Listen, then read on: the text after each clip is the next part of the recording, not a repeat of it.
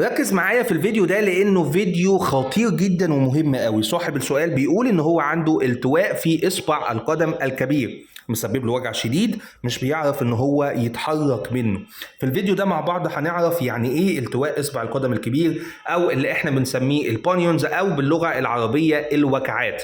النتوء العظمي اللي بيبقى موجود عند قاعده الصباع الكبير اللي موجود في الرجل بالبلدي خالص، ده بيطلع ليه وايه اسبابه وايه علاجه باذن الله هنتكلم عنه النهارده. زي ما حضرتك شايف العظم بيبدا ان هو يتحرك من مكانه، ده بيؤدي لسحب القدم الكبير او سحب الصباع الكبير اللي موجود عندنا في الرجل يتجه نحو الاصبع اللي بعد كده، وبيؤدي بعد كده للالتواء وبروز القاعده العظميه اللي بتبقى موجوده في قاعده اسفل الاصبع الكبير بالنسبه لنا للقدم. هل ده ليه اسباب؟ ليه اسباب كتير، وان كانت الاسباب معظم الابحاث ما حددتش سبب دقيق ليها، ولكن قالت ان من اشهر الاسباب اللي ممكن تؤدي لكده الاسباب الوراثيه او التشوهات اللي بتبقى موجوده في باطن القدم، وكمان اصابات القدم المتكرره. وثالث حاجه ومهمه جدا الاحذيه الضيقه، وخاصه الكعب العالي. الكعب العالي حاجه في غايه الخطوره، ننصحك ان حضرتك ما تلبسهوش، لان هو مش بيدمر الكعب بس، ده بيدمر الجسم كله.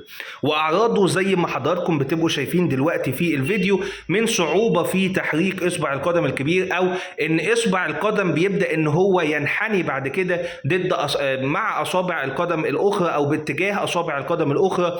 بيبقى فيه نتوء بالنسبه لي في قاعده اصبع القدم الكبير، وبيكون مؤثر بالنسبه لي على المدى الحركي، وبيديني الم شديده جدا في الاصبع نفسه، خاصه اثناء المشي او اثناء ارتداء الاحذيه. وقبل ما نتكلم في العلاج مهم جدا ان احنا نعرف ايه عوامل الخطورة اللي ممكن تؤدي للإصابة بالمشكلة دي، او مين الناس اللي معرضين يصابوا بالموضوع ده. واولهم طبعا الكعب العالي، نقطة في غاية الأهمية والخطورة، يا ريت نبطل ان احنا نلبسه. وتاني حاجة التهاب المفاصل الروماتويدي، الناس اللي بيعانوا من روماتويد بيبقوا معرضين برضو ان يحصل ليهم الموضوع ده. وارتداء الأحذية الضيقة او اللي ما بيكونش ليها فرش طبي او نعل ممتص بالنسبة لنا للصدمات. طيب الجزء الأهم بالنسبة لنا دلوقتي في الفيديو هو ازاي بنقدر نعالج الالتواء او انحناء الإصبع بتاع القدم الكبير ناحية الأخرى.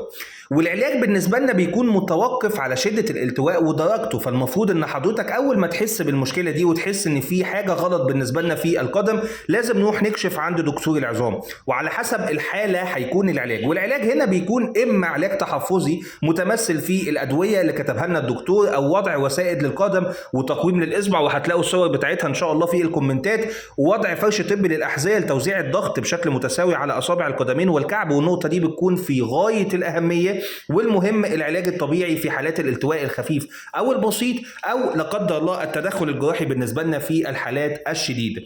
وما ينفعش تماما واحنا بنتكلم عن موضوع خطير زي ده ما نقولش لحضراتكم ازاي تقدروا تحموا نفسكم منه، او طريقه الوقايه الصحيحه. واولها بيكون ارتداء احذيه مناسبه، خاصه اللي بيكون ليها نعل رياضي بيمتص الصدمات وبيوزع الضغط على الكعب ومفصل الكعب بشكل كامل. لازم نتاكد ان الفرش بالنسبه لنا يكون طبي عشان يكون مريح بالنسبه لنا للقدم، دي نقطه في غايه الاهميه. ولازم نبعد عن لبس الكعب العالي، ده حاجه في غايه الخطوره. او لو احنا كنا من الناس اللي بتعاني من عوامل الخطوره اللي احنا ذكرناها، ممكن نستخدم دعامه الاصبع، وهتلاقي برضو صورها في الكومنتات. يا رب الفيديو يعجبكم، ما تنسوش تدعموني بقلب او لايك وكومنت بدعوه حلوه، تشيروا الفيديو على اوسع نطاق، وتشتركوا في قناه اليوتيوب. السلام عليكم.